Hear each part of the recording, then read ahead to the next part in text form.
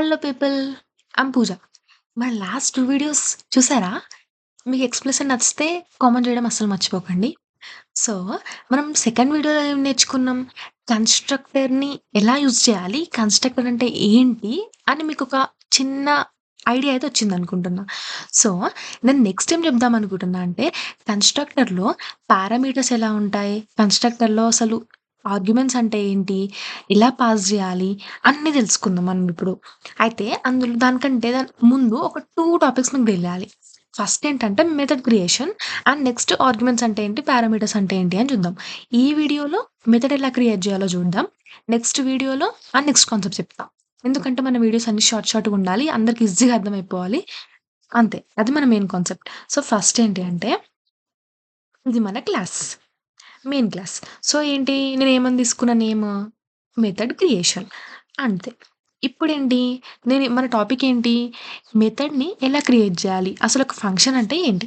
So, pub ఇది మన class కదా! పబ్లిక్ క్లాస్ మెథడ్ క్రియేషన్ గదా! దీని కిందనే యాక్సెస్ స్పెసిఫైయర్ తీసుకోవాలి. ఏంటి తీసుకున్నా? పబ్లిక్. నెక్స్ట్ మన రిటర్న్ టైప్ ఏంటి? ఏం లేదు. ఇంటో, స్ట్రింగో ఉంటేనేమో ఏదన్నా ఒక వాల్యూని రిటర్న్ చేస్తదనమాట. మనం ఏమిస్తున్నాం? వాయిడ్ అని ఇస్తున్నామనమాట. అంటే రిటర్న్‌లో మనకి ఏమి రాదు. ఇది ఫంక్షన్ అండ్ ఓపెన్ పెరాంథసిస్. ఇక్కడ ఏ నేమ్ అన్నా ఇచ్చుకోవచ్చు. నేను ఫన్ అని ఇచ్చిన. ఇప్పుడు సపోజ్ హ్మ్, డాన్ అని ఇస్తున్నా. డాన్. ఓకే. ఇక్కడ మీకు నచ్చిన పేరిచ్చి, ఓపెన్ పెరాంథసిస్ ఇలా పెట్టేసి, లోపల మన మెథడ్ బాడీ లోపల ఇదంతా బాడీ అంటామనమాట. నేనేం రాసిన జస్ట్ ఫస్ట్ ఒక ప్రింట్ స్టేట్‌మెంట్ రాసిన. అండ్ ఏదన్నా ఒక ఫంక్షన్ నేమ్ ఏ+బి అట్లా ఏదన్నా ఒక వాల్యూ ఇచ్చుకోవచ్చనమాట. మనం ఏ బాడీ అయినా రాసుకోవచ్చు. అదంతా ఎందులో రాస్తున్నాం మనము? ఈ పబ్లిక్ స్టాటిక్ వాయిడ్ డాన్ అనే ఫంక్షన్‌లో ఈ మెథడ్‌లో రాస్తున్నాం మనం. సో, ఇప్పుడు నేనేంటి మన main method public static void main string args కింద ఈ ఫంక్షన్‌ని కాల్ చేయాలన్నమాట. మనం ఇప్పుడు ఈ ఫంక్షన్ ఏం రాసినాం మనం చేంజ్ చేసాం గదా! డాన్. డాన్ అని చేంజ్ చేయగానే ఎలా కాల్ చేస్తాం చూడండి. డిఓఎన్ డాన్ పెరాంథసిస్ ఓపెన్ చేసి సెమికోలన్. ఇలా ఇవ్వడం వల్ల ఏంటి అంటే, ఈ డాన్ అన్న మెథడ్ ఎక్కడుందని పోయి వెతుకుతదన్నమాట. మన క్లాస్‌లో అసలెక్కడుంది డాన్ అన్న మెథడ్ ఉందా? లేదా? ఉంటేనేమో దాని లోపలున్న మెథడ్ డెఫినిషన్‌లో ఆ బాడీ ఏముందో అది మనకి డిస్‌ప్లే చేస్తది. లేకపోతే ఎర్రర్ ఇస్తదన్నమాట. "అరె! నువ్వెక్కడ పిలిచినవురా అసలు? ఎక్కడ రాసినవురా నువ్వు ఫంక్షన్" అంటది మనల్ని. సో, ఇప్పుడేంటి డీఓఎన్ డాన్ మనం ఓపెన్ పెరాంథసిస్ చేసి సెమికోలన్ చేసినాం. ఇప్పుడు కాల్ చేస్తున్నామనమాట. రన్ కొట్టగానే ఏమనొస్తది? హలో! నేను మెథడ్‌లో ఉన్నా అనొచ్చింది.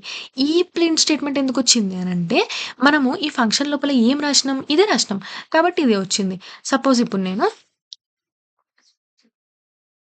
ఈ ప్రింట్ స్టేట్‌మెంట్ పక్కన ఇచ్చేసి ఎంటర్ అంటున్నా. కర్సర్ పెట్టి ఆల్ షిఫ్ట్ డౌన్ అని ఇవ్వగానే సేమ్ లైన్ కింద గూడా ప్రింట్ అయిపోతదన్నమాట. ఇప్పుడు ఇక్కడ నేనేమిస్తున్నా అంటే suppose hmm. We are learning Java sorry. Okay. పర్లేదు ఏదోకటి. OOPS concepts. హ్మ్. ఇప్పుడేమొస్తది? 2 స్టేట్‌మెంట్స్ ప్రింట్ అయిపోతాయన్నమాట. ఎందుకు? 2 స్టేట్‌మెంట్స్ ఎందుకు ప్రింట్ అయిపోతున్నాయి చెప్పండి? ఈ డాన్ అనే ఫంక్షన్ లోపల 2 స్టేట్‌మెంట్స్ ఉన్నాయి మనకిక్కడ. కాబట్టి ఆ 2 ప్రింట్ స్టేట్‌మెంట్స్ డిస్‌ప్లే అయిపోతున్నాయన్నమాట. నెక్స్ట్ టాపిక్ నెక్స్ట్ క్లాస్‌లో చెప్తా. అంతవరకు బాయ్.